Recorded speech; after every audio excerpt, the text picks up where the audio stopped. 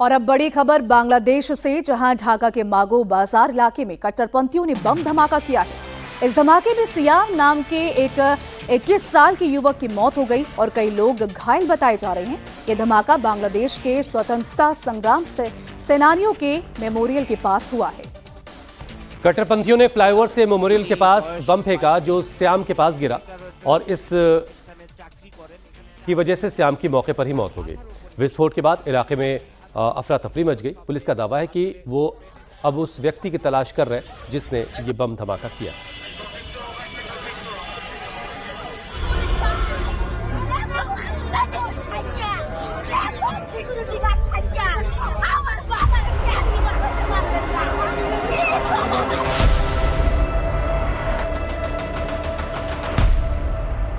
इस धमाके से ढाका दहल गया। इस्लामिक कट्टरपंथियों की इस करतूत से लोग दहशत में हैं। इस धमाके में 21 साल के एक युवक सियाम की मौके पर ही मौत हो गई। चश्मदीदों ने बताया कि सियाम सड़क के किनारे एक ठेले के पास खड़ा था। बम सीधे उसके पास फटा और उसकी मौत हो गई।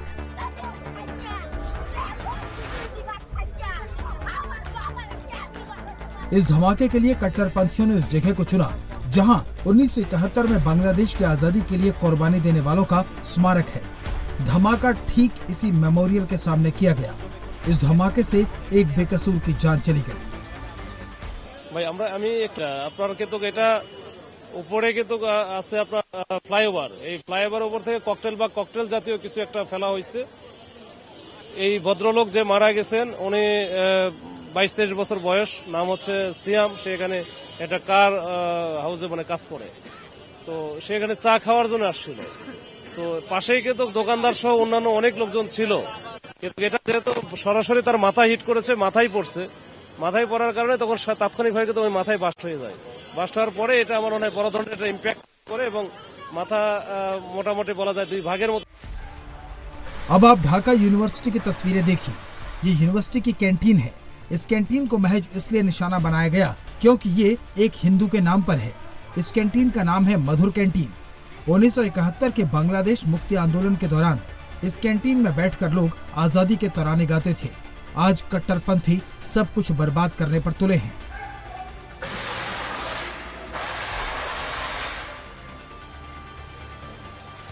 बांग्लादेश में कट्टरपंथियों की एक और करतूत सामने आई है। ये बांग्लादेश की महिला पत्रकार नाजनीन मुन्नी हैं। बांग्लादेश के न्यूज चैनल ग्लोबल टीवी की सीनियर जर्नलिस्ट हैं। नाजनीन अब बांग्लादेशी कट्टरपंथियों के निशाने पर आ गई हैं। जानकारी के मुताबिक कट्टरपंथियों का एक गुट ढाका में ग्लोबल टीवी के दफ्तर पहुंचा। इन लोगों ने चैनल के एमडी अहमद हुसैन से मांग की कि चैनल के न्यूज हेड नाजनीन मुन्नी को तुरंत नौकरी से निकाला जाए। युवाओं के समूह ने खुद को एंटी डिस्क्रिमिनेशन स्टूडेंट मूवमेंट का सदस्य बताया। इन लोगों ने धमकी दी कि अगर मुन्नी को नौकरी से नहीं निकाला गया तो वे चैनल के ऑफिस को आग लगा देंगे। कट्टरपंथियों ने कहा कि ग्लोबल टीवी का वही हाल होगा जो प्रोथम आलो और द डेली स्टार के दफ्तरों का हुआ है।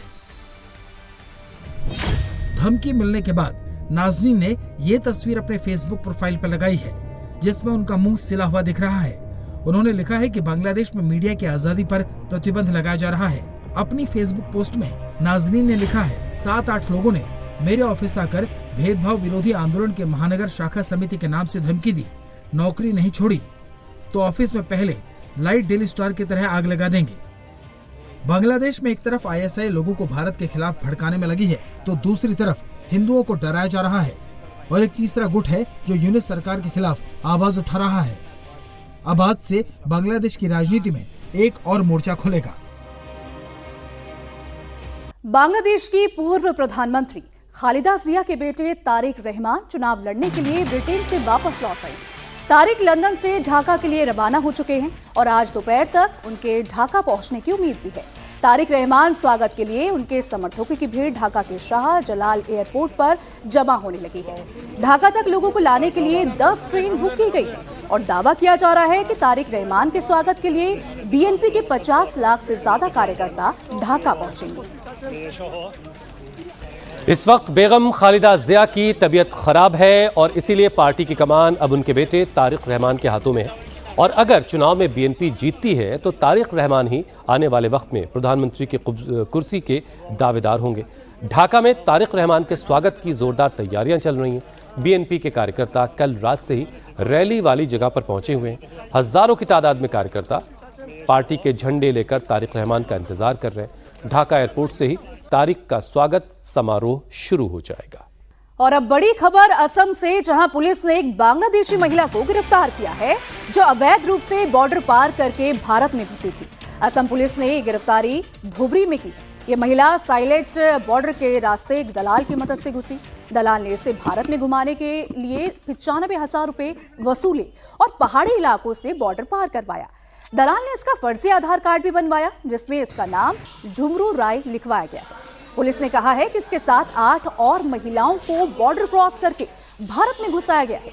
इसके बाद दलाल ने इस सभी महिलाओं को दिल्ली में बेच दिया। ये महिला किसी तरह से दलाल के चंगुल से भाग निकली और दिल्ली से असम आ गई और ये अब बांग्लादेश वापस जाने के लिए रास्ता तलाश कर रही है। उसी वक्त पुलिस ने इसको पकड़ लिया। ये महिला वापस बांग्लादेश लौटकर जाना चाहती है और इसी दौरान पुलिस की हत्या चढ़ गई है। खबर है गौरीपुर थाना में अभी है, जो हमारा अभी नया एसओपी आया है स्टैंडर्ड। अभी नया जो एसओपी आया है रिगार्डिंग इलीगल माइग्रेंट और डिक्लेयर फॉरेन नेशनल के लिए जो रिलेवेंट है उसी में हम लोग कार्रवाई करेंगे।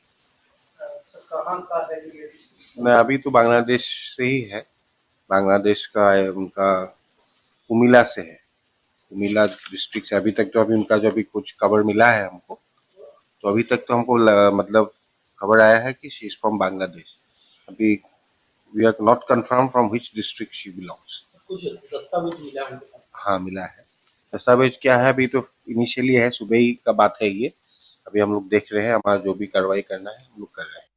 अगर आप भी अक्सर बाहर खाते पीते हैं तो सावधान हो जाइए, क्योंकि बाजार में मिलने वाला सामान मिलावटी हो सकता है।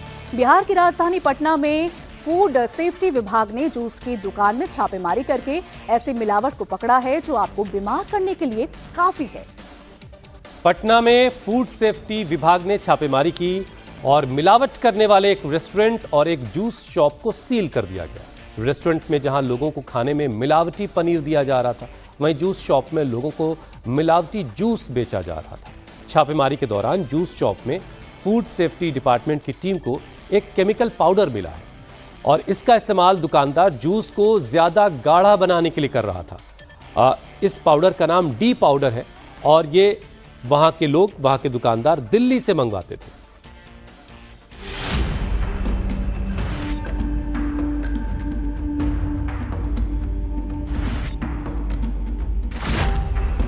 सेहत के नाम पर बिक रहा केमिकल वाला जूस।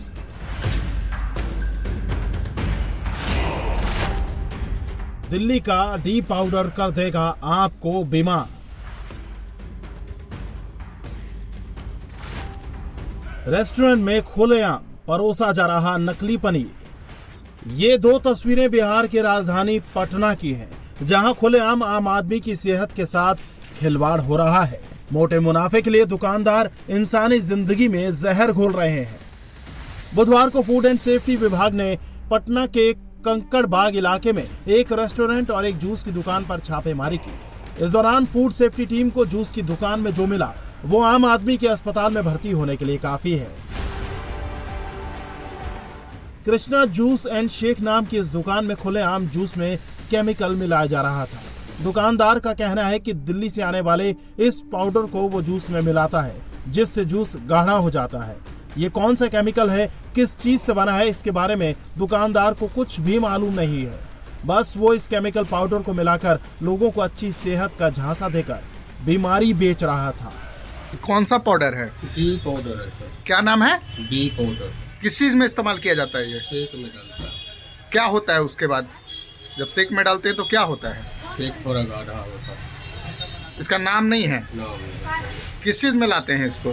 किस ऐसे पन्नी में। कहाँ से लाते हैं? ये दिल्ली से लाया। पटना में फूड डिपार्टमेंट की तरफ से की गई छापेमारी में एक चौंकाने वाली जानकारी सामने आई है। पटना के कंकड़बाग में कृष्णा जूस की दुकान पर जब फूड इंस्पेक्टर ने छापेमारी की तो यहाँ से एक केमिकल बरामद हुआ। उस केमिकल के बारे में दुकानदार ने बताया कि इसका इस्तेमाल वो जूस और शेक को गाढ़ा करने के लिए करता है और काफ़ी संख्या में जूस के जो दुकानदार हैं वो इसका इस्तेमाल करते हैं। इस केमिकल का नाम क्या है ये दुकानदार ने नहीं बताया, लेकिन ये केमिकल दिल्ली से मंगाया जाता है और डी नाम से जाना जाता है। खुद जो फूड इंस्पेक्टर हैं उन्होंने अपने जीभ पर इसे टेस्ट किया तो वो जीभ से चिपक गया और उसे हटाना काफ़ी मुश्किल हो रहा था। छापेमारी के दौरान फूड सेफ्टी विभाग की टीम को दुकान के अंदर से केमिकल मिला, जिसे टीम के लोगों ने टेस्ट करने के लिए जीभ पर रखा तो वो पाउडर उनकी जीभ में चिपक गया, जिसे वो बड़ी मुश्किल से छुड़ा पाए। यहाँ भी देख रहे हैं कि थोड़ा सा अवॉइडेबल पाउडर देख रहे हैं जिसका कोई केमिकल नाम नहीं बता रहे हैं। जब उसको हम ओरली टेस्ट करने के प्रयास किए तो उसमें जीभ में लेने पर जीभ में पूरा सट गया, उसको मतलब कि रगड़ने के बाद भी वो जल्दी से छूट नहीं रहा था और मुंह चिकना हो गया। ये लोग बोल रहे हैं कि ये शेक को गाढ़ा करने के लिए केमिकल आता है, लेकिन केमिकल का कुछ नाम नहीं बता रहे हैं और ना ही इसका कोई डब्बा दिखा रहे हैं। ये बोल रहे हैं कि दिल्ली से लूज हम मंगवाते हैं, उसका कोई ट्रेस भी नहीं बता रहे हैं। तो तत्काल प्रभाव से इसको हम दुकान को लाइसेंस नहीं रहने के कारण बंद कर दे रहे हैं और प्लस उस केमिकल को जांच में लेबोरेटरी में भेजा जा रहा है। फिलहाल फूड सेफ्टी टीम ने जूस की दुकान को सील कर दिया है और केमिकल को जांच के लिए भेज दिया है। अब जांच के बाद ही पता चल पाएगा कि आखिर ये पाउडर है क्या और इसे खाने से सेहत पर क्या असर होता है। अब इसके सैंपल जब्त कर लिए गए हैं, जांच के लिए लैब में भेज दिया गया है और फिलहाल जो ये दुकान है उसे सील कर दिया गया है। अब तैयारी इस बात की है कि जो तमाम ऐसे जूस की दुकानें हैं वहाँ भी आगे छापेमारी की जाए ताकि इस केमिकल के बारे में किस तरह से इसका इस्तेमाल किया जा रहा है जानकारी जुटाई जा सके। फूड सेफ्टी टीम ने रेस्टोरेंट में भी छापा मारा, जहां के किचन की गंदगी देखकर फूड सेफ्टी टीम ने सर पकड़ लिया। इतना ही नहीं, किचन में मिलावटी पनीर का धड़ल्ले से इस्तेमाल किया जा रहा था। रेस्टोरेंट में बनने वाले पनीर के हर डिश में मिलावटी पनीर मिलाया जा रहा था। फूड सेफ्टी टीम ने रेस्टोरेंट से पनीर जब्त करके जांच के लिए भेज दिया। साथ ही लाइसेंस नहीं होने पर रेस्टोरेंट को भी सील कर दिया है। 2 दुकानों में लोग जांच के लिए गए हैं। दोनों दुकानों में थोड़ा सा अनियमितता पाया गया है। एक तो होटल है उसमें पनीर गलत पाया गया है और प्लस उसके पास लाइसेंस नहीं था, वहाँ नमूना ले लिया गया है और दुकान बंद कर दी गई है। बाजार में मिलने वाला खाने पीने का मिलावटी सामान आपके लिए कितना हानिकारक है, इससे बड़ी आसानी से समझा जा सकता है। इस मिलावटी खाने से आपको डायरिया, हैजा, टाइफाइड, हेपेटाइटिस ए और बी, स्किन एलर्जी, पेट से जुड़ी बीमारियां हो सकती हैं। लंबे वक्त तक मिलावटी खाना खाने से लीवर और किडनी जैसे ऑर्गन्स डैमेज हो सकते हैं। अगर इस पे जांच होगा और सख्ती से जांच हो और जो संलिप्त पाए जाएंगे पहले उनको सजा हो। अगर हुआ है दूध का दूध पानी का पानी हो, क्योंकि पनीर वाले में भी एक बार रिपोर्ट आया था FSSAI का कि 90% पनीर जो है सो दूषित है और पनीर देखिए धड़ल्ले से बिक रहा है। सारा रेस्टोरेंट में जाके छापा मारिएगा तो 80% रेस्टोरेंट का यही दशा है। चिराग पासवान जी खाद्य फूड प्रोसेसिंग मंत्री है, कोई फोकस है? तो जब आपका यूथ ही विकलांग हो जाएगा मानसिक रूप से, स्वास्थ्य रूप से, तो कैसे काम चलेगा? इस पे एकदम कार्रवाई हो चाहिए। मिल चाहे कोई भी प्रकार का शेक है आजकल एकदम पिए, एकदम जो शेक पिया है वो भी बहुत अच्छे से जानता है। और जिनके पास आम का बगीचा है वो दूध में मिला के नॉर्मल शेक घुमाइए और एक बार दुकान का पीजिए, समझ में आ जाएगा कि हमारा घर वाला कैसा है, बाहर वाला कैसा है। आज के दौर में खाने पीने की चीजों में मिलावट कोई नई बात नहीं है। मिलावटखोर अधिक मुनाफा कमाने के लिए लोगों की सेहत से खिलवाड़ कर रहे हैं। इनसे बचने का केवल एक ही तरीका है, सावधानी और सतर्कता।